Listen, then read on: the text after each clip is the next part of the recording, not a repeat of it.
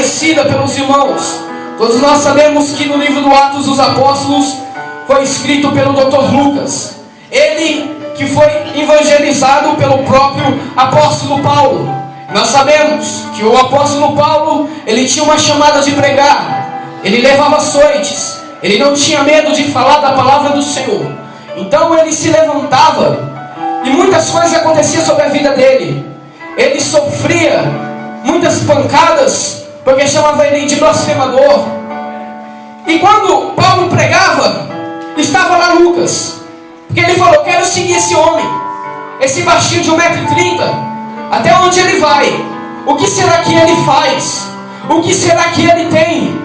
E quando ele vê, quando ele está pregando, Eutico cai em cima do telhado e morre. Quando ele morre, Lucas olhou, ele era doutor. Ele havia estudado no Egito.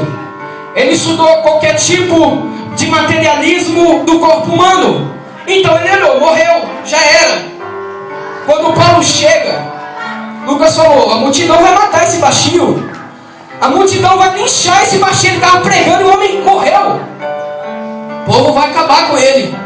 Mas Paulo, na autoridade do Espírito Santo, eu imagino ele colocando a mão, e Lucas falou: o que ele vai fazer? Esse cabra é doido. Quando ele coloca a mão, já vê o Eutico se levantando, e dali ele começa a acreditar na palavra do Senhor. É por isso que quando Lucas, ele começa a pregar, ele começa a falar: Lázaro, sai para fora. Ele vê Jesus falando ali no pensamento dele, porque ele começa a escrever o Evangelho de Lucas. Porém, quando ele vem aqui no livro do Atos dos Apóstolos, ele começa a querer escrever mais. Ele começa a livrar e começa a escrever e registrar tudo que temos aqui. Mas entenda, essa palavra, ela é profética, porque eu vejo que quando Jesus subir aos céus, e ele ter sido testemunha para pessoas que estavam ali, até mesmo para Tomé, ele provara que ele havia ressuscitado, mostrando a sua mão furada. E quando ele sobe, todo mundo olhando, ninguém se conteve, porque viu o mestre subindo e flutuando. E de repente, Jesus havia visto.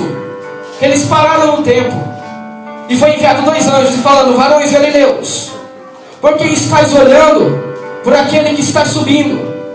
Não se preocupem e não sintam muitas saudades, porque do mesmo jeito que ele foi, ele vai voltar.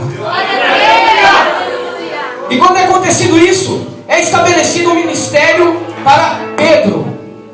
Pedro toma a direção do culto. Para quem não sabe, os primeiros pastores levantados naquela época foi o apóstolo Pedro e Maternos, que era o filho da viúva de Naim. Pedro sendo levantado, houve um problema. No tempo que eles estavam ali, 10 dias, eles conseguiram evangelizar 500 pessoas. Só que de 500 pessoas, 380 olharam mal, olharam com cara feia. E quando olharam para ele, falou: peraí, aquele é Pedro. Aí eu ficava: é verdade, ele é Pedro. E Pedro foi aquele que Jesus falara dele, homem de pouca fé. Pedro era aquele que Jesus queria lavar o pé dos discípulos, e ele falou: não lave o meu pé. Pedro era aquele que prometera para o Senhor: aonde o Senhor for, eu irei contigo, até se for para a morte. Porém, ele negara 3 vezes. Ele negara Jesus 3 vezes quando ele precisou. Pedro, eu vou ouvir ele, eu não vou ouvir. E os 380 saem da igreja e ficam só 120.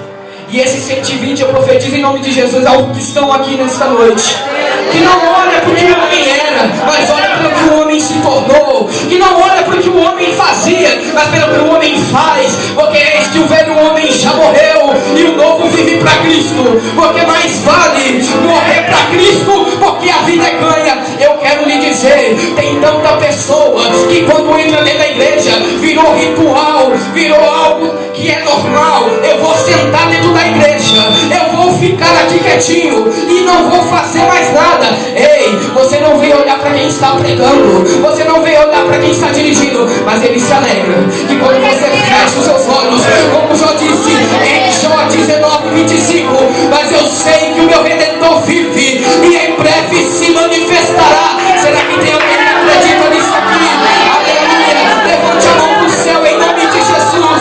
Eu profetizo que se tiver alguma mão erguida que acredita que Jesus pode se manifestar neste lugar, o Senhor vai começar a tocar a carteira, vai voltar tudo aquilo que foi perdido. Satanás perdeu mais uma vez, porque ele vai se levantar e cantar a bagaça. Aponta o dedo para o seu irmão nesta hora, fala para ele assim: está voltando a profecia, está voltando as línguas estranhas, está voltando a sentir o Espírito Santo, porque disse assim, que o Espírito do Senhor será derramado sobre toda a carne. Quem que acredita,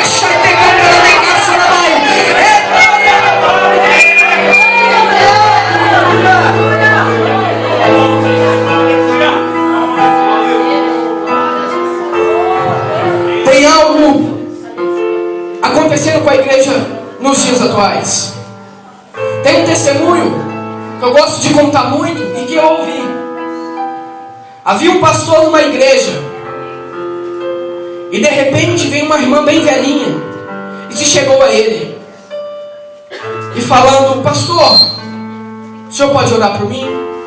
E o pastor olhou para ela e achou estranho, porque ela sempre foi uma crente exemplar, sempre foi uma mulher de oração. E ele achou estranho, porque nunca essa mulher havia pedido oração para o pastor. E ela pediu. E ela pedindo oração.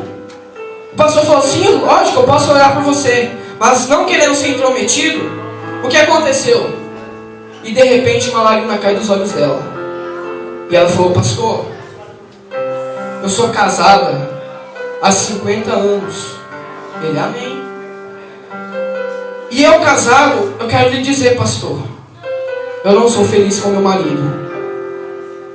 E ele se espantou, olhou para ela, falou: mas por que você casou com ele então? Aí ela falou: na época, nós não escolhíamos com quem nós íamos casar. Quem escolhia eram os nossos pais. Então meu pai queria que eu casasse com um doutor formado. E teve um dia, eu tinha 16 anos, e meu pai falou para mim: filha, está na hora de você casar. E quando ela ouviu aquilo, o coração dela tremeu. E no outro dia que eles iam se encontrar, na noite ela não dormiu. E ela não dormindo, ela foi e se arrumou, porque eu acredito que toda jovem acredita que vai se casar com um príncipe encantado. Então ela imaginou, conferencista Richard, que seria um homem lindo, inteligente, pastor Moisés. E ali ela pensando, se preparou e ela foi para a estação de trem. Quem está me ouvindo, diga amém. Amém. E quando ela foi para a estação de trem, o trem estava vindo. E de repente vindo, o trem para e o coração dela bombardeia. E quando o trem para, o cara desce. E quando ela viu o cara, ela pensou: que coisa feia. Ela se assustou. E ela já estava pensando: eu não vou falar que não. Só que ela olhou para o pai dela e viu que o pai dela estava com o olhinho brilhando, querendo que ela se casasse com um doutor, com um homem formado. E ela aceitou. Só que ela não queria que casasse. Mas por que eu estou falando isso? Tem tanta gente que está aqui dentro da igreja, mas não ama o Senhor. Tem tanta gente que está aqui dentro da igreja, mas está aqui porque alguém convidou. E você não está aqui com a sua alma alegre, querendo adorar a Ele, glorificar a Ele, porque você o ama. O diácono mesmo leu que devemos adorar ao Senhor sobre todas as coisas.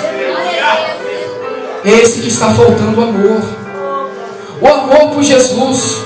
Não querendo nada em troca. Eu vou lá na igreja, Deus vai me dar isso. Eu vou lá na igreja, Deus vai me dar aquilo. Ei, você veio para adorar. Deus precisa de ser adorado. Está na hora de voltarmos a saciar a vontade de Deus. Deus, Ele quer ser adorado. Deus, Ele precisa ser adorado. É para isso que Deus criou o homem. Para que nós venhamos adorar o glorificado. Ele mesmo disse que Ele está procurando verdadeiros adoradores, que o adorem em espírito e em verdade. Deus precisa ser adorado. Tanto que quando Deus está no seu trono, existe 24 anciões, 12 à sua direita e 12 à sua esquerda. E a Bíblia diz que existem serafins por cima dele, que cantam santo, santo, santo é o Senhor dos exércitos. Está na hora de Deus olhar aqui para baixo, está falando, aqui também está falando santo, aqui também está glorificando, aqui lá embaixo está falando. Ele vai olhar para cima, ele vai ver santo, ele vai olhar para os lados, anciões santo, ele vai olhar para a esquerda, vai ser santo. E cadê na terra? Quem vai dizer santo? Quem vai? Quem vai?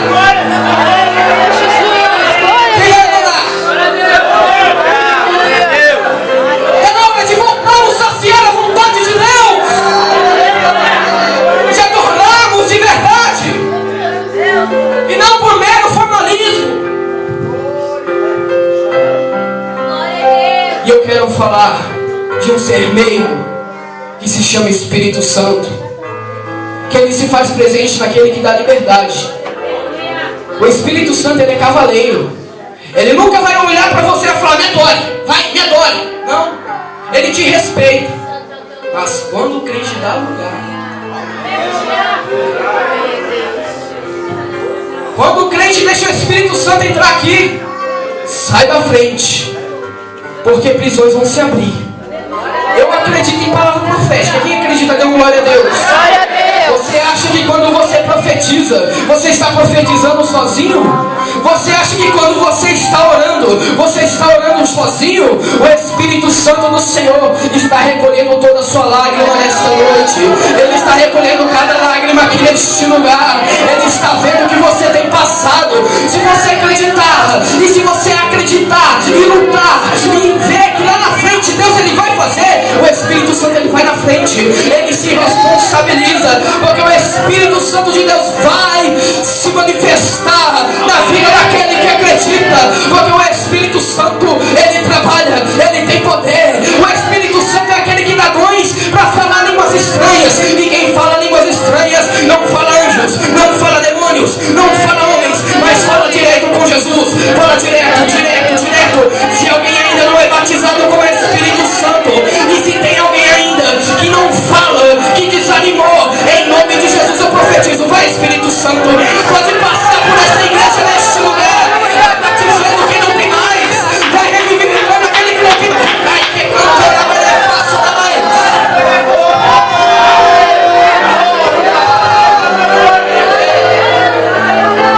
Negócio vai pegar neste lugar. Eu profetizo em nome de Jesus que aquele que está aqui vai profetizar, como Lucas profetizou em capítulo 4, versículo 18: o Espírito do Senhor está sobre mim, porquanto me ungiu para anunciar as boas novas aos pobres, enviou-me para proclamar libertação aos cativos, dar vista aos cegos, porém liberdade e os oprimidos. Eu profetizo em nome de Jesus que o mesmo Espírito Santo, aquele